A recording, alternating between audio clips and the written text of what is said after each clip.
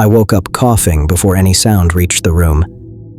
The air burned my throat as I pulled myself upright, reaching blindly for my son beside me. He was already awake, making a thin, broken sound I had never heard from him before. The room felt heavy, as if something thick had settled inside it while we slept, pressing against my chest each time I tried to breathe. I swung my feet onto the floor and stood too quickly, dizzy, one hand braced against the wall, trying to understand what had changed while we were asleep. My wife was sitting up on the other side of the mat, rubbing her eyes, confused. She tried to speak and stopped, covering her mouth as another fit of coughing took her.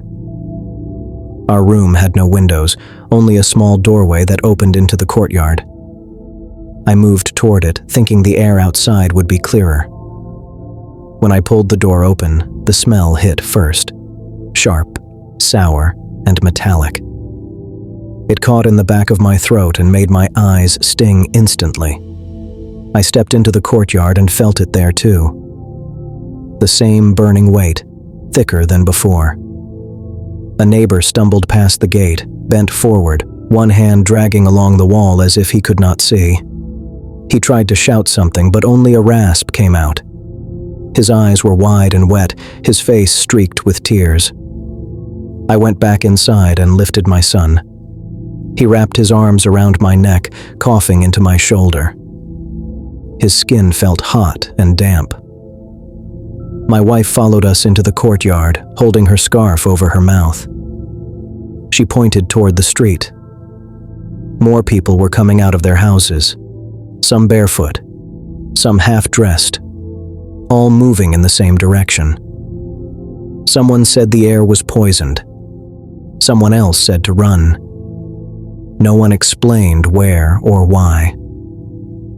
I stepped into the street with my son in my arms and joined the flow. The road was already crowded. People bumped into each other, apologizing without stopping. A woman fell near the drain and did not get back up. Two men tried to lift her and then covered their mouths and staggered away. Every breath scraped. My eyes streamed so badly I had to blink constantly just to see the ground in front of me. My son's coughing grew weaker, spaced farther apart. I shifted him higher on my shoulder and kept moving.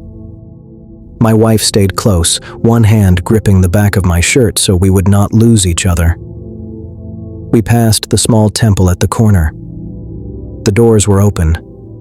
People were inside, kneeling, some vomiting onto the floor. The bell hung still. No one touched it. The gas hung low, hugging the ground, turning the streetlights into pale smears. I tried to think of where to go, away from the plant. That was all anyone said. Away. But every street seemed the same. The air did not clear. It followed us, clinging to clothes, to skin, to breath. A man on a bicycle rode past, shouting for people to keep moving. He swerved suddenly and crashed into a cart, sliding across the road. He did not get up. His bicycle lay on its side, the wheel still turning slowly. My legs began to shake. I realized I was breathing in short, shallow pulls without meaning to. My chest ached. My wife stumbled, and I caught her elbow without stopping. She nodded and kept walking, her eyes red and unfocused. We reached a wider road where buses usually ran. None were moving now. One stood with its doors open, empty. A few people had climbed onto the roof, coughing and waving scarves. The driver was slumped over the wheel. I lowered my son to adjust my grip and felt how limp he had become. His head rested against my shoulder, his mouth open. I called his name close to his ear. He did not answer. Panic rose fast and sharp, but there was nowhere to stop. I lifted him again and pushed forward. The crowd thinned as we moved farther from the neighborhood. Bodies lay along the roadside, some curled, some stretched out flat.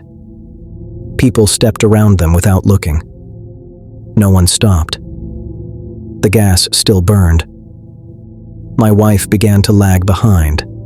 Her steps shortened, uneven. I slowed for her, then urged her forward again when another wave of coughing bent her nearly in half. She shook her head once, stubborn, and kept going. A low wall appeared ahead, marking the edge of a field. Beyond it, the air looked clearer, or maybe I only hoped it was. We climbed over with the help of a stranger who took my son's arm carefully, as if afraid to touch him. The grass was wet with dew. People were lying there, gasping, staring up at the sky. I laid my son down and knelt beside him.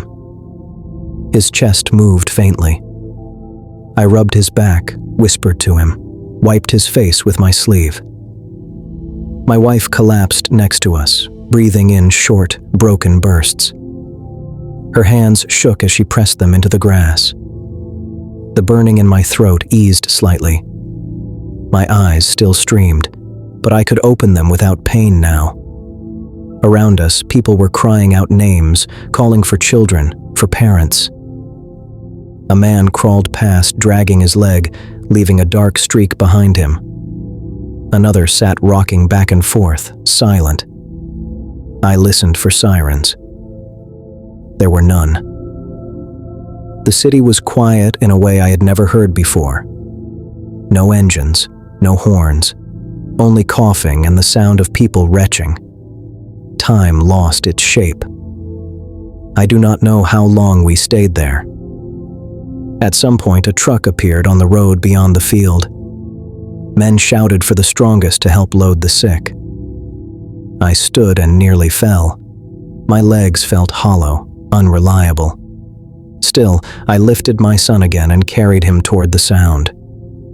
They laid him in the back with others, bodies pressed together. I climbed up after him. My wife was helped in by someone I did not see clearly. The truck lurched forward. As we drove, the air cleared more with every meter. The burning faded to a dull ache. My breathing slowed. I watched my son's chest rise and fall, barely, and kept my hand there to feel it. We reached a hospital already overflowing. People spilled out onto the steps and the road. Doctors shouted instructions that blurred together. Someone took my son from my arms and disappeared through a door. My wife was pulled away in another direction. I stood alone for a moment, swaying, my clothes soaked with sweat and tears. Around me, people sat on the ground, staring ahead, waiting for names to be called. When my son was brought back to me, he was wrapped in a thin sheet. His face was still. The coughing had stopped. I did not cry then. I sat down on the step and held him because there was nowhere else to go. The sun was rising, pale and distant, over a city that looked the same as it always had, except for the bodies along the road and the silence where morning sounds should have been. I stayed there until someone told me I had to move. I stood and walked because my legs still worked.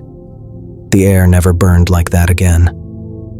But every morning after, when I woke and drew my first breath, I waited for it.